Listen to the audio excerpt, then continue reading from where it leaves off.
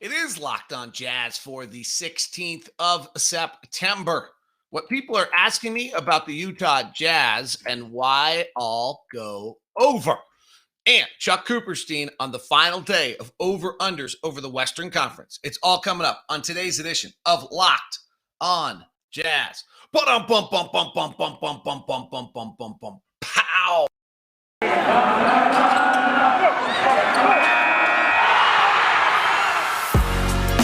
You are Locked On Jazz, your daily podcast on the Utah Jazz. Part of the Locked On Podcast Network, your team every day. David Locke, radio voice of the Utah Jazz, Jazz NBA insider. This is Locked On Jazz, your daily podcast on the Utah Jazz, giving you insight, expertise, geeky numbers, and hopefully making it way better to be a Jazz fan each and every day. By the way, Locked On NBA is sticking up with 5 days a week for you in the offseason. So now that you're done with your first listen, or you have your first listen of Locked On Jazz, when you're done with your first listen, go ahead and tune into Locked On NBA. They're giving you daily national NBA content for you on the Locked On NBA feed. Hope you're doing great. We are live. We are available and free on all platforms for you, Locked On Jazz, including now on YouTube. Chuck Cooperstein continues. You can thank him at Coop Mavs. Hopefully you've really enjoyed the over-under series with Chuck. It's been a good deal of fun. Not sure what we'll do next week. Hopefully Tony Jones will finally become available. Like, the guy never works. I mean, what's up with that? I'm just saying that to rag on him. And then we have next week, and then we have Media Day on the 27th, and training camp starts on the 28th. So this is on. We're 1 week away from being there for the NBA season to start. Pretty crazy. You know, I wanted to share with you today, I've done two events recently that I thought were interesting. One was Gail Miller's Salt Lake Community College golf tournament, raising money for scholarships. And what great people over at Salt Lake Community College, and what a great asset to our community and to our kids. And I am a big proponent that education should be free, at least through the community college level, and hopefully beyond that for anyone who's interested. I think that's, we've got to do something about the outrageous wealth gap we have in America, and that's probably the first place to go once you get to that age group. We've got to do something earlier as well. But side note, very serious side note. So I was at this event, and it was interesting to me what everyone wanted to talk to me about. Everyone wanted to talk to me about Rudy Gay. And it's interesting to me. I get it. We're back with the same guys again. And so it's not, but really, like, everyone's like, well, what do you think? And I guess it's, he's the unknown piece. So I understand it. But in regards to the impact on the season, I do think, hey, Rudy Gay hopefully can do some things for us that are different than what we've had before and add some versatility. But he is also, he's 15 years in the league. He was born August 17th of 1986. He's 35 years old.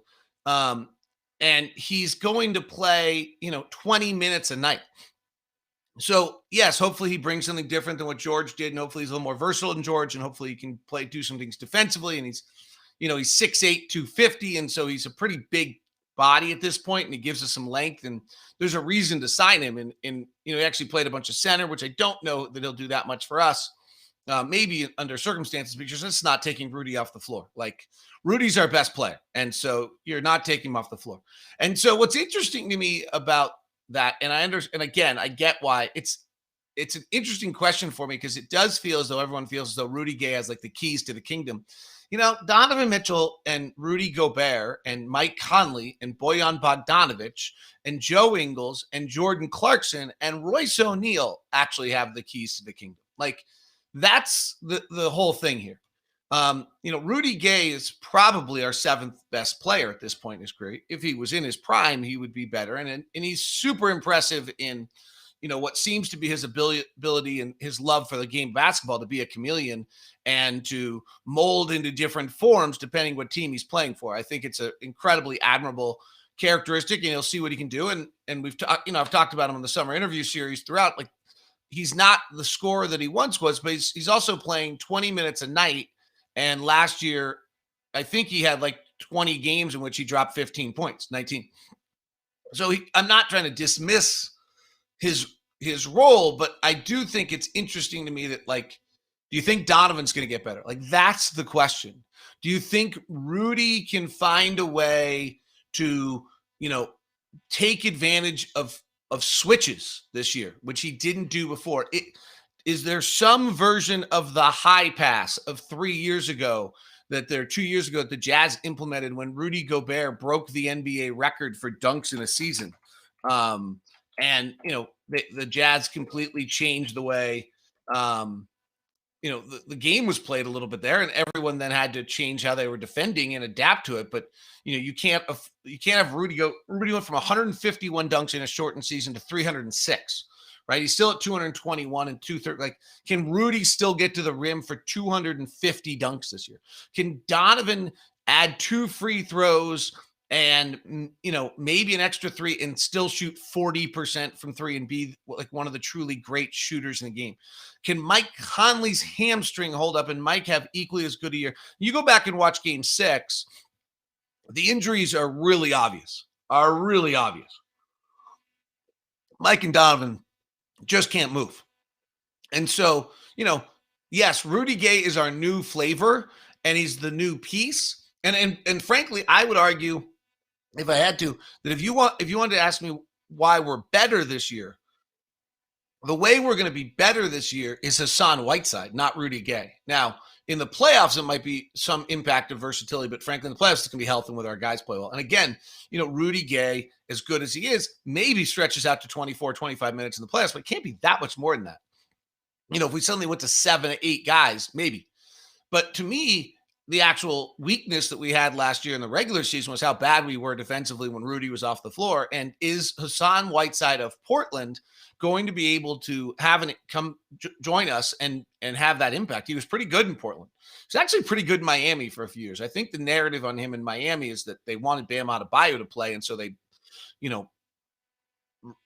criticized, the fan base criticized Hasaan Whiteside. Rightfully so, they wanted Bam Adebayo to play. He's great.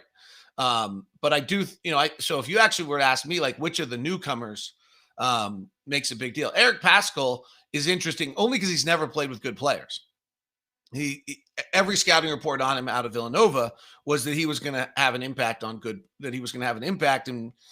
by playing with good players. Then he never got to do it. The Warriors got hurt, and then last year they put him on the second team and made him play all the non-Steph Draymond minutes. He only played like 300 possessions in his entire time with Steph and Draymond Green. So, anyway, I just thought it was interesting. Like, everybody wanted to ask about Rudy Gay. I guess it's a recognizable name.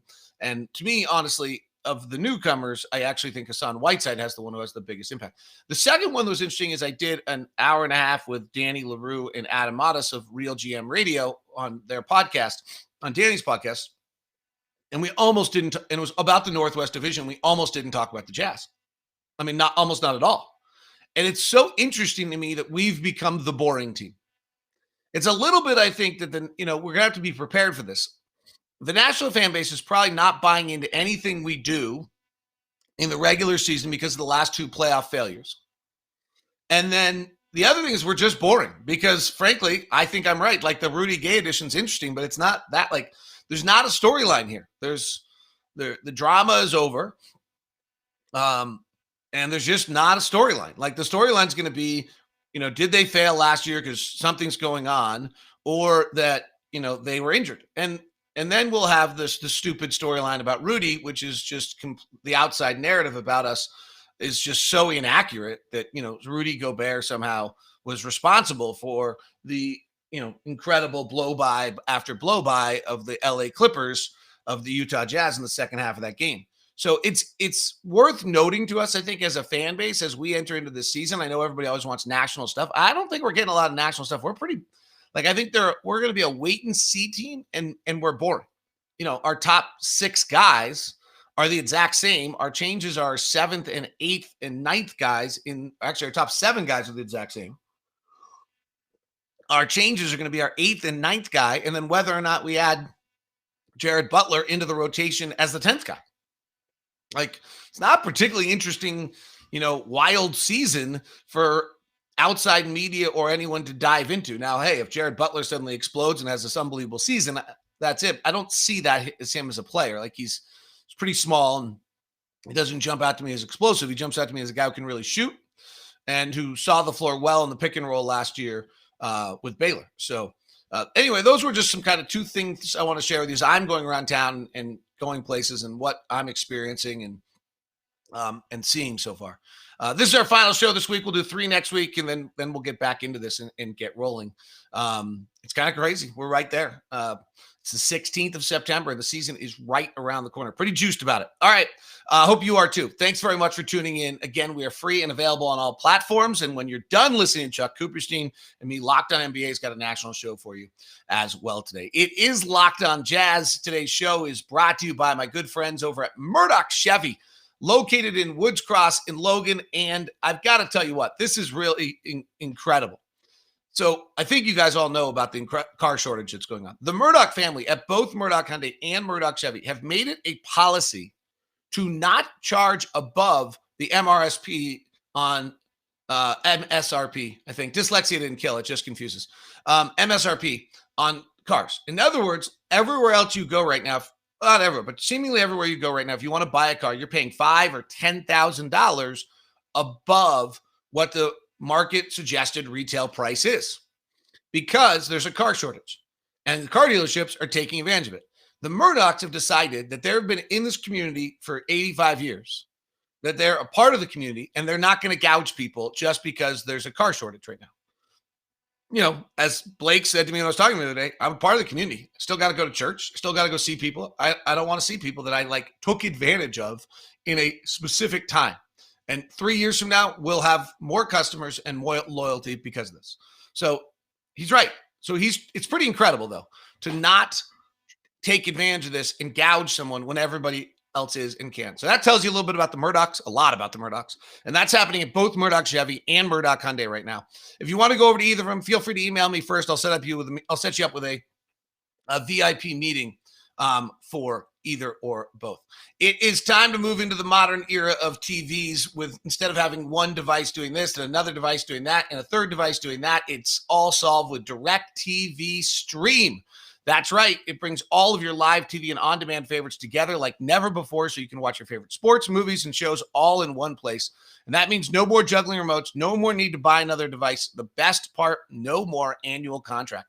So get rid of the clutter and the confusion and get TV together with DirecTV Stream. Learn more at directtv.com. That's directtv.com. Compatible devices required. Content varies by package. Tell you all you want in a simple way without the hassle. Get it all together with DirecTV Stream. All right, Chuck Cooperstein, we will do the Jazz. We have Rudy. I'll go over because we have Rudy. All right, no suspense. Final day with Chuck Cooperstein on the betonline.ag over-under lines here. We just ran through the Pelicans and the Timberwolves yesterday, as well as the Lakers and the Clippers. So make sure we keep rolling down. We get to the Phoenix Suns, number 2 seed last year, NBA Finals, Western Conference champion. The betonline.ag line has them at 51.5. Ooh. It's really going to only come down to one discussion point, I think, here. But are we ready? Chuck and I have stunningly disagreed on most of the over-unders, which you usually don't have, which is maybe a tribute to the betonline.ag line makers, because their goal is to have half over and half under. And Chuck and I have been disagreeing most of the time. So in 3, 2, 1, over. Over. We're both over on the Suns. So we both think Chris Paul is going to be healthy? Yes. I think Monty Williams does a really good job with him of monitoring his minutes. And they also have the luxury of, a guy like Cameron Payne, who has just emerged as one of the elite backup point guards in the league that can play a lot of minutes, so that Chris Paul doesn't have to play a lot of minutes. And if the minutes that he does play are the important minutes. And, that's, again, a team that already reached the finals, probably should have won the finals. They were that close, to getting it done and did not get it done. And, just as an aside, that game 5 was one of the most amazing NBA Finals games that's ever been played. I mean, seriously, it should go in the books. I think it was only the 3rd time that both teams shot 55% or better from the floor. And that just doesn't happen, and especially against teams that are really good defensive teams. But having said all that, the improvement from within matters. Believe it or not, I think the acquisition of JaVale McGee to be their backup center to replace Saric is really going to help them. I think we saw what happened when Ayton got into some foul trouble in the finals, that they got exposed and they got to be too small. I think he's going to help them. Crowder and Mikal Bridges, they give them the requisite toughness. And I think Monty's a terrific coach. I really do think he's a terrific coach. So in a very tight Western Conference where these numbers are very interesting, that I will say that they're going over. And I think because also they've got something to prove again. I mean, I think they know how close they were, and I think they wanted, this is in their mind to try to finish the job. We talked about earlier that Luka could get better, Donovan could get better, Bridges can get better, and DeAndre Ayton's going to get a lot better. The playoff experience, and then Devin Booker, I still think has another step to get better. They've got no question primary players who, by going through the NBA Finals, are going to return as better players than they were a year ago. I have them as my number one seed in the West. I actually am not entirely convinced it's going to be that close. Like some of they're going to be good defensively. I do think Ayton's come into his own, and they have depth. They've done a nice job with that roster, with their depth. You bring up a good point on Dario Saric. That injury I'd kind of forgotten about it. They were at their best last year with some of their Saric lineups where they were able to go bench. They did some really interesting things there. They didn't have to use it as much in the playoffs. And then obviously Saric got hurt, but they were able to really take advantage of some people with Saric at the center lineup during the regular season. So they will miss that. But I think, and then, by the way, the offensive metrics I run, they're like peaking out. They're like, no one's close to they're about 10 wins better than anyone else offensively. I mean, they're way better than everyone else offensively. And see, to me, they're kind of a throwback team because they really don't rely on the 3 true outcome approach of free throws, layups, and 3-pointers. Take a ton of mid-range shots. They take great shots, though. Their goal every time down the floor, and I've always thought this about Greg Popovich and the Spurs through the years, their goal is not necessarily, to play the efficiency games, and shoot a whole bunch of threes. If the threes come, the threes come. That's great. But if they don't come, if your best shot is a wide open 18-footer, take it, believe it, make it. Again, 3 is better than 2, and 2 is better than none. And, when you start thinking about, well, we've got to get this shot on this possession from this spot on the floor, you're overthinking it and you get yourself out of control. And that's one thing I think Phoenix does, just again, because of Chris Paul's presence. I think he does, and thus they do it better than anybody else. The over-under was 51.5. We both went under. The Portland over-under is 43.5. 43.5. In 3, 2, 1. Over. We're both over. Interesting. Give me the rundown, Chuck Cooperstein. I mean, obviously they're running a lot of the same of what they had last year, which I know Damian Lillard wasn't necessarily thrilled about because he wound up having to do too much. Again, what does that team look like?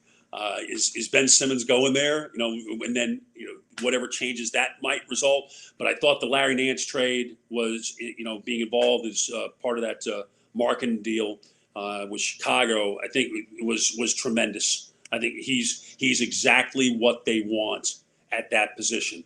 It gives them size, can shoot the ball. It's a little bit of a shot blocker. I think if you're running a starting lineup out there that has Covington, Nance, Nurkic, CJ, and Dame, it's a pretty good starting 5. Now, again, not a lot coming off the bench. Guys like Simons and Little, Norman Powell obviously is your 6th man in that role, but they're young guys, the guys that Olshey drafted, really 2 and 3 years ago. It's time for them to start playing and really making contributions to their team. But I really like what they've done. I think it is very much under the radar because the Lillard status overshadows everything. They were the number one offensive team after they acquired Norm Powell in the NBA last year. Like, that's pretty unguardable, those three guards, with Nurkic rolling. Yep. Right? Yeah, but they just.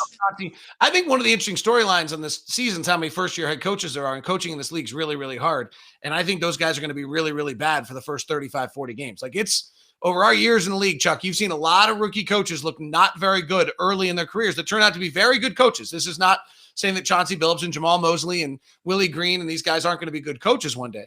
But when you've never been a head coach before in this league, it's really, really hard. I was talking to Quinn about it the other day. Like, Quinn's like, well, yeah, like I'm way better than I was my rookie year as a head coach. Like, Quinn's one of the best coaches in the league at this point. So I'm sure if we asked Rick Carlisle to go back to his either Detroit or Indiana days, and he'd, oh yeah, I didn't have any idea what I was doing. The game was fast and like, and so I think there's going to be, I do think that the Pelicans, the Blazers, the Magic doesn't matter anyway, but like these teams with first year head coaches, I think are going to struggle a little bit. It's so important when you're putting together a staff, especially if you're a first-time head coach, to have experience on your staff. A guy who's definitely been there and done that. In Chauncey Billups' case, he has Scott Brooks out there. And again, maybe Scott Brooks wasn't the greatest head coach that ever was. I mean, he certainly took more than his fair share of brickbats in a decade as a head coach in Oklahoma City and Washington, but he's been through it. And he knows what head coaches go through. And he can be a tremendous sounding board for Chauncey as Chauncey learns just the rigors of being a head coach and just everything that it takes to be a head coach. And just, how do you communicate? When do you communicate? Just all those types of things. So I actually think he may be a little more ahead of the curve than most when it comes to things like that. But I really, their five is really good. Their first five, and again, Portland, where Terry Stotts lost that team, was they never got better defensively. They had that one good run when they got to the conference finals in 2019, but the last 2 years they've been trying to win games, scoring 120 a night. Hard to do, really, really hard to do. That front line, if you put Covington and Nance and Nurkic out there, that's pretty good defensively. In fact, it's excellent defensively. And, when your guards aren't that great defensively, you kind of need that. I loved the Larry Nance pickup. I thought he can play the 5 or the 4. They can spread it out. For the first time ever, they'll be able to play a 5 that can shoot a moderate amount of threes, which suddenly allows Dame and CJ and Powell to drive. And I mean, I like them a lot. Final one for this segment. Oklahoma City's still in the NBA. Yes, they are. Yes, they are. And the owners, have still 34 draft picks through 2028 or something like that? That third first round pick that they have in 2023, what do you think he'll average this year? I'm curious. The thing is, it's crazy because, he's under normal circumstances, if you were a place where players would really want to go, and you had this treasure trove, you could make that all work. I mean, I'm trying to see what the end game is here for Sam Presti, and I don't know what it is. Having said that, again, I love Shai Gilgeous-Alexander. Everybody should love Shai Gilgeous-Alexander, but you know what? At some point, Shai may just say, "Hey, no, this is not happening. Trade me." And what will Sam Presti get? He'll get 4 more first-round picks. But what good does it do? It just I don't know what they're trying to build there. San Antonio, Sacramento, and Utah are the final 3 we have left to discuss. We'll do it next with Chuck Cooperstein on Locked On Jazz. It's alphabetical. We will get to the Utah Jazz over-under before we are done. I promise. Today's show's brought to you by Built Bar. Oh my gosh. Yesterday in the mail, I got a secret package of a new flavor that's coming, cookie dough chunk. It's not out yet, but it's another new one that's around the corner. The new one that's out right now is mint marshmallow puffs. They're so fun. 100% real chocolate, 100% delicious, 100% fabulous. I'm seriously Built Barring every day. And they have all of these exciting, fun new flavors to go with the classics. The classics are peanut butter brownie and coconut almond, orange, strawberry, coconut, mint brownie, salted caramel, raspberry double chocolate, cookies and cream, and cherry barcia. And frankly, my pantry is now filled with Built Bars, and my freezer is filled with Built Bars because I like them both ways. And the mint marshmallow puffs are out, and then at some point, there's going to be a cookie dough chunk. Yes! I'm going to have one today and find out what it's like. I will report back next week. Haven't had it yet. Just very excited about it. It's all at Built.com. Use the promo code LOCKED15 and get the protein bar that tastes like a candy bar with just 130 calories, 2.5 fat grams, 4 net carbs, 4 sugar, and 17 grams of protein. There's nothing else like it. Nothing tastes like it. And nothing gives you the macros that the Built bar does. Built.com, promo code LOCKEDON gets you 15% off. Bunch of sporting events this weekend. If you're going to get into the action, do it with our good friends over at betonline.ag.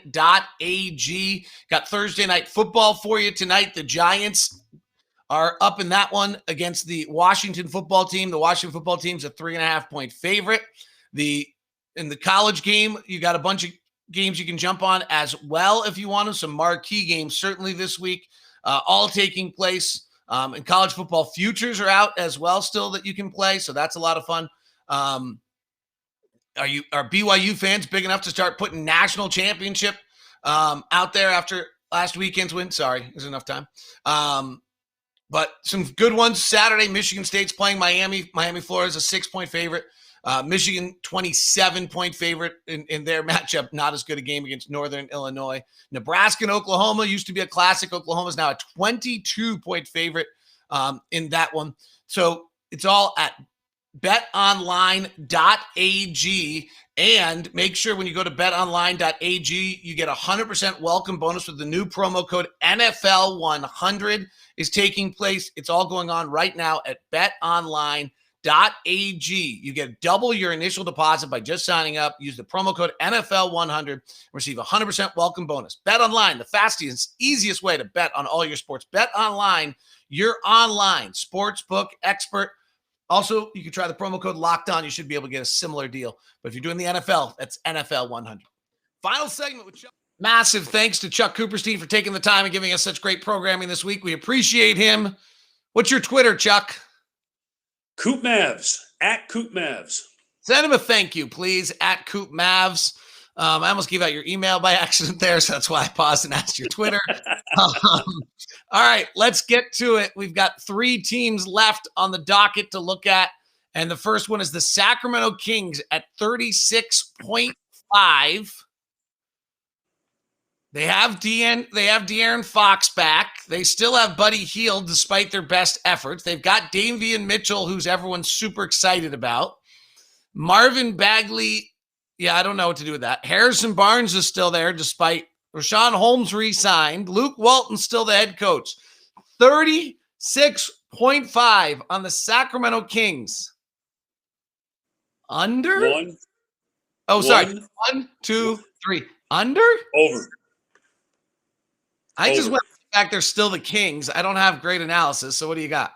Well, I guess I'm just completely freaked by the fact that in the span of 15 days last year that the Kings beat the Mavericks 3 times. Not only beat them 3 times, but in the 3 games, I think the Mavericks led for a total of about 5 minutes of those 3 games. And they were unbelievable against Dallas. But beyond all that, yes, they are way too guard heavy. But I do think Rashawn Holmes is a really, really underrated player. Good on him for signing with the Kings. I mean, he felt good there, but he could have helped anybody. That guy can help anybody be a better team. But I think Davion Mitchell is going to play and give them a defensive bent, even if the officials may not want to give him credit early on for being that type of player. He's tremendous. He really. I love the kid at Baylor. Love watching him play. He's fearless. But the thing is, all of those guards are fearless. But again, it all comes down to them, playing a little more defense. They were horrifically bad defensively last year. Weren't they the worst? Weren't they like the worst? Were they the worst ever last year defensively in the league? And they didn't changed their roster enough to make me think they might not be again. And man, you know what? I guess I'm just counting on Bagley being healthy for a full year, and being able to be a 20-10 guy, which I really think he can be when he's healthy. But he obviously hasn't really had a chance to do that very much. And again, they also re-signed Terrence Davis as well, who they got from Toronto late in the year. Tell you what, he's pretty good instant offense guy coming off the bench. Again, it's a lot of offense, it's not a lot of defense. But I'll just say that they have to be just a little bit better. Again, are they a playoff team? No, they're not a playoff team. But I'll take the over on that. If I was really gambling, I'm not trying to take a cheap shot here. If I'm really gambling here, and I'm trying to figure out if I'm taking over under, I got to figure out who their head coach is at the 40th game of the year. No, serious. I'm not trying to be a jerk, but when you're the head coach of the worst defensive team in the history of the NBA, if you start the year bad defensively again, you get fired. I would think. Well, but all of that would be record related because the Blazers weren't very good defensively either. And yet they were able to overcome that with their offense. And, so at the very least, Terry Stotts made the season, made the playoffs, and then got bounced. But I don't think it's unreasonable. And let's face it, it is very Sacramento to do something like that. So it's not like they've never replaced a coach in the middle of the season before. Right.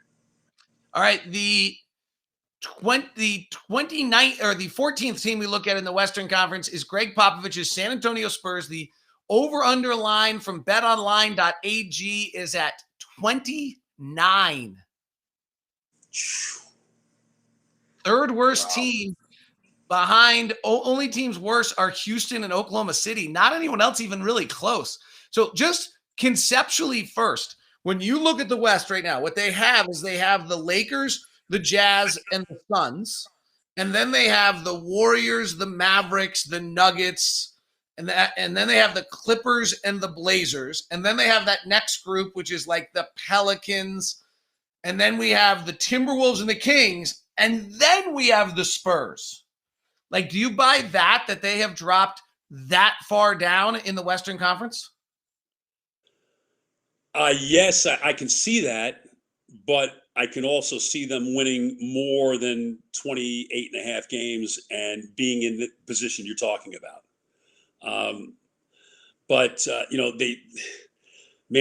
asking a lot of DeJounte Murray and asking a lot of Derek White. They paid a lot for Doug McDermott to come in. I'm a huge Doug McDermott fan. I think he's in the last few years among the most improved players in the league. But you're asking for a significant jump from almost every young player that they've brought in, whether that's maybe not so much Murray, but maybe in this case, even, Keldon Johnson, who made the Olympic team and what have you. They're asking for a lot more even than what he was able to give them last year. I'm looking at this, David, and I'm saying, where are they going to score? Where is their scoring coming from on throughout their lineup? They have individually, guys who can shoot and whatever, but how are they scoring 110 points a game? I don't see it with this team. My offensive metrics have only Houston, Oklahoma City, and Memphis worse than them offensively. So I would generally agree with you on that. Yeah. So, again, 28 and a half is really low. And I'm not saying that I'd even go, much above that, but to think of a Greg Popovich team winning 28 games, and to me is just it's unfathomable to me. It really is. Will it be a Greg Popovich team at the end of the year? At the end of the year, yes. What do you think the question is he retiring before the end of the year and moving somebody else in and moving, say, Becky Hammond in or Will Hardy? Will Harding's in Boston now, so he will not be moving. Okay. So I don't know that because he's a Purple Cow Williams College East, and I'm big on the Williams College East. At this point. Right, that kind of check. You start rooting for him. All right, let's go to the final team on our betonline.ag, the Utah Jazz at 52 wins, second highest in the West, only behind the Lakers. In 3, 2, 1. Over. You went over. Yep. I only going over for one reason. I had under on everything, and then I remembered one thing. So let me see what you have to say. I love the team. I love how they play. I love how hard they play. You've got an eraser in the back and a finisher out front. You've got a steadiness that exists with Conley, and I'm going to assume that Conley's going to be able to keep himself somewhat healthy. During the course of the season, you have multiple facilitators, which just makes you really, really difficult to play against. And quite frankly, I don't think it's going to take Bogdanovich, 25 games to figure out just where his offense is coming from and how good he can be. Here's my one reason. Since Rudy Gobert moved into the starting lineup, the Jazz won 51. They won 48. They won 50. In the year they won 48, he was injured for 26 games, and they were on pace to win 53 when he played. So 51, 53, 50, 51 on pace, and then last year they were on pace for 60. So, like the to go under, you would have to believe there's only one way they go under, and that's Rudy gets hurt. That's your bet. Yeah. Like gambling, that's the one bet you'd make. But if Rudy plays, they're a 51, 52 win team, and now you're like gamble if you have to bet over under, you have to go over. Yes. Listen, I'm a huge Gobert fan. Look, David, I'm a believer in the big man. You can take me back to the dinosaur era if you like. I believe in the big. I believe bigs make a difference, and I believe that even in the era of spread pick and roll and trying to play small to match up, that there's something about having a big guy that forces those spread teams to have to shoot the ball. The drives to the rim are taken away. Likely the free throws that result from those drives are taken away. And now what are you left with? And again, not that I'm going to throw it to Rudy and have him post up or do anything like that. But if Rudy's averaging 14 a game with the firepower that already exists for the Jazz, I mean, that's more than enough. He's going to rebound. He's going to block shots. He's going to defend and change shots. And having said all that, I'm intrigued with the acquisition of Rudy Gay because he presents something so different that you can play him with the other people that you have. You can play him as a small ball five. Now, you wouldn't have that rim protection by any stretch, but it does allow you to present a different look that frankly the Jazz have never shown. I know Adebuke had a big summer. I don't know how his game translates at all. If he's a future as a backup center. I know Hasaan Whiteside was signed as well, but I don't know where that goes with that. But I think there needs to be, if Utah needs to improve on anything, it's just the versatility of their look, and they're already pretty versatile because you got a lot of guys who can handle the ball. But you bring somebody else into the mix that's there's not a big guy in there now. How are we going to match up with that? That's really intriguing. I really like their team. Always have liked their team, and obviously the home court advantage that Utah has and has had through the years is as much a factor as any teams in the NBA right now. He's Chuck Cooperstein. By the way, one note, Jazz were 26 in the league defensively, in the 26th percentile defensively when Rudy was off the floor. So if Whiteside or Azubuike or Rudy Gay or anyone can give the Jazz some defensive presence, when Rudy's off the floor, the number one defense in the league actually gets better. Just an interesting concept. That wraps us up. Do you know the next time I see you, what I'm going to say to you? Do you remember what we did in our over and unders on September the 11th, 2021? No, I'm going to say Merry Christmas. Oh, really? That's right. That's right. We are there. We are the late game. That's the right. late game.